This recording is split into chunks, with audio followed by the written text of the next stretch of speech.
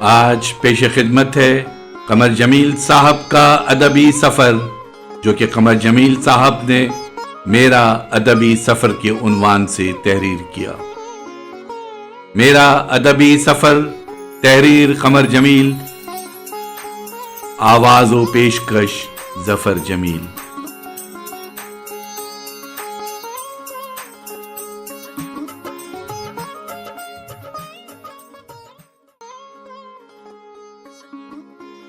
میرا ادبی سفر۔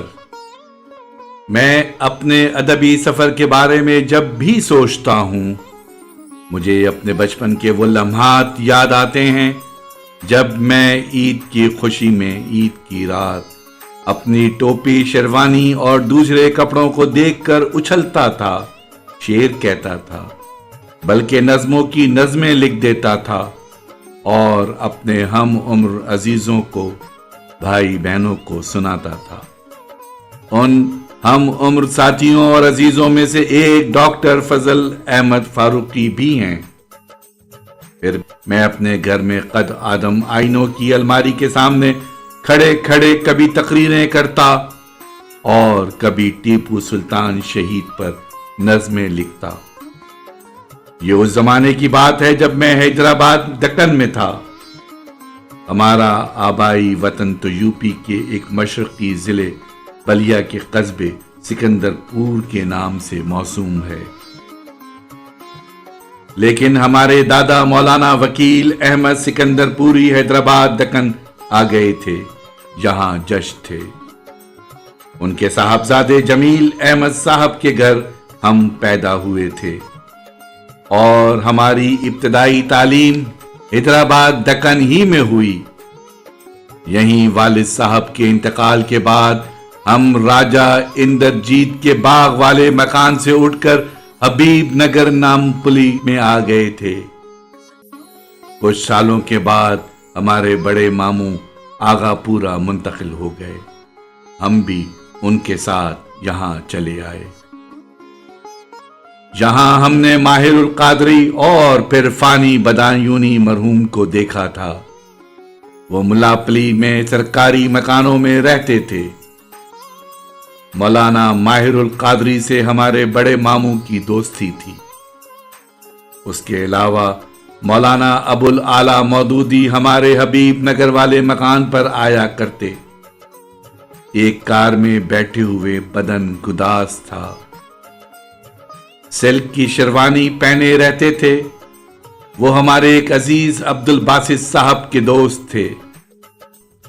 ہمارے محلے ہی میں مرحوم فانی بدایونی کی موجودگی نے ہمارے ذہن میں شاعری کے وقار کو اور بڑھا دیا تھا۔ فانی بدایونی کے مکان کے سامنے جو گراؤنڈ تھا، اس میں ہم ٹینس کے بال سے فٹ بال کھیلا کرتے تھے اور یہ دیکھتے تھے کہ فانی بدایونی مرحوم اداس ایک کرسی پر بیٹھے رہتے تھے اور ایک کرسی خالی پڑی رہتی تھی، اس پر بہت کم کوئی آ کر بیٹھتا۔ ہمارے ایک عزیز تھے اکرام الحق صاحب، ہم انہیں چنو بھائی کہا کرتے تھے۔ وہ بھی شاعری کے سلسلے میں ہماری اصلاح کرتے تھے اور ہمت افزائی بھی کرتے تھے۔ یہ وہ زمانہ تھا جب حیدرآباد دکن میں ماہر القادری کا یہ سلام بہت مشہور ہوا تھا کہ سلام اس پر کہ جس نے گالیاں کھا کر دعائیں دیں۔ ہم جب دکن سے یوپی اپنے آبائی وطن میں پہنچے تو ہماری شاعری کو ایک تازیانہ لگا۔ وہ ایسے کہ ہم دکن سے یوپی تک ٹرین سے آئے اور ٹرین میں ہم کھڑکی کے پاس بیٹھے رہے اور کھڑکی سے ان گنت خوبصورت بادل، پہاڑ، دریا، پل اور جانے کیا کیا چیزیں دیکھیں۔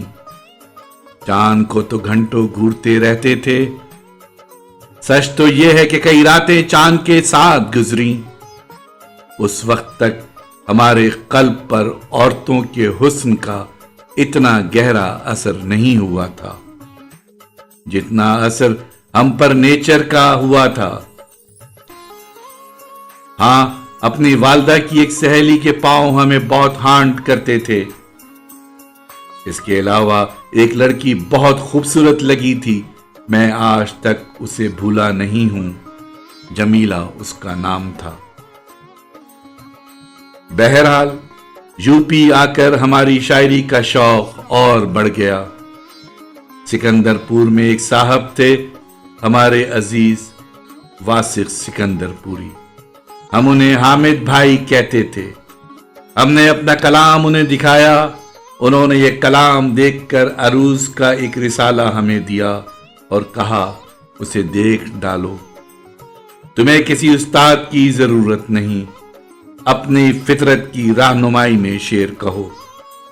چنانچہ ہم نے اپنی فطرت کی رہنمائی میں شعر کہنا شروع کر دیا، اور ہمارا کلام پیام تعلیم سے لے کر ہمایوں، عالمگیر، سبرس، نشیمن گورکھپور اور آج کل دہلی میں شائع ہونے لگا۔ اس زمانے میں ہم قمر احمد فاروقی کے نام سے لکھتے تھے۔ اس زمانے میں ایم اسلم صاحب نے اپنے ایک ناول میں ہماری ایک نظم سوگند کا ایک اقتباس بھی اپنے ناول کے کسی باب کے آغاز میں دیا تھا۔ ہمارے ایک بچپن کے دوست تھے سعید رضی، بلا کے جینیس۔ اپیندر ناتھ اش سے بھی ان کی دوستی تھی، وہ افسانے لکھا کرتے تھے۔ جب ہم عثمانیہ یونیورسٹی میں بی اے میں پہنچے تو ایک دن سعید رضی نے کہا، بھائی میرا نام سعید الدین تھا اور میرے والد کا رضی الدین، میں نے اس لیے اپنا نام سعید رضی رکھ دیا ہے، تم بھی اپنے والد کا نام اپنے نام کے ساتھ ملا دو اور قمر جمیل بن جاؤ۔ چنانچہ ہم اپنے اس عزیز دوست کے مشورے پر قمر احمد فاروقی سے قمر جمیل بن گئے۔ اور افسوس کہ یہ سعید رضی پاکستان آئے تھے ہمارے بعد، اور شوکت رفیع کی طرح جو ہمارے ساتھ پاکستان آئے تھے پاگل ہو کر مرے۔ سعید رضی مرحوم کی گفتگو سے دراصل میں اپیندر ناتھ، منٹو اور بیدی سے واقف ہوا۔ اس طرح افسانہ اور ناول سے دلچسپی پیدا ہو گئی۔ یہ اس زمانے کی بات ہے جب اپیندر ناتھ اش نے اپنا پہلا ناول گرتی دیواریں لکھا تھا۔ پاکستان آنے سے پہلے ہم پر جوش ملی آبادی کا بڑا گہرا اثر تھا، لیکن پاکستان آنے کے بعد ہماری توجہ جوش، راشد اور میرا جی اور ترقی پسند شاعروں سے آگے بڑھ کر فرانسیسی شاعروں اور مغربی ناول نگاروں کی طرف ہو گئی۔ ہم نظمیں بھی لکھتے تو غزلیں بھی۔ کچھ لوگوں کو ہماری غزلیں پسند تھیں اور کچھ لوگ نظم پسند کرتے تھے۔ مثلاً تابش دہلوی صاحب کو ہماری غزلیں بالکل پسند نہیں تھیں، اور شمیم احمد صاحب کو ہماری نظم نیل کا سیلاب بے حد پسند تھی۔ چنانچہ انہوں نے اپنے رسالے کاروان میں یہ نظم اپنے ایک بے حد تعریفی نوٹ کے ساتھ چھاپی تھی۔ اس سے ہمارے ذہن میں یہ سوال پیدا ہو گیا کہ آخر نظم اور غزل میں کیا فرق ہوتا ہے، اور یہ کہ پھر یہ سوال ہوا کہ آخر شاعری کسے کہتے ہیں۔ یہ وہ زمانہ تھا جب ہم پر اور فلسفیانہ نوعیت کے سوالات کا غلبہ تھا۔ جہاں تک مجھے یاد آتا ہے، مجھ پر بچپن میں فرائیڈ اور مارکس کے نظریات کا بہت اثر تھا۔ آواز و پیشکش ظفر جمیل۔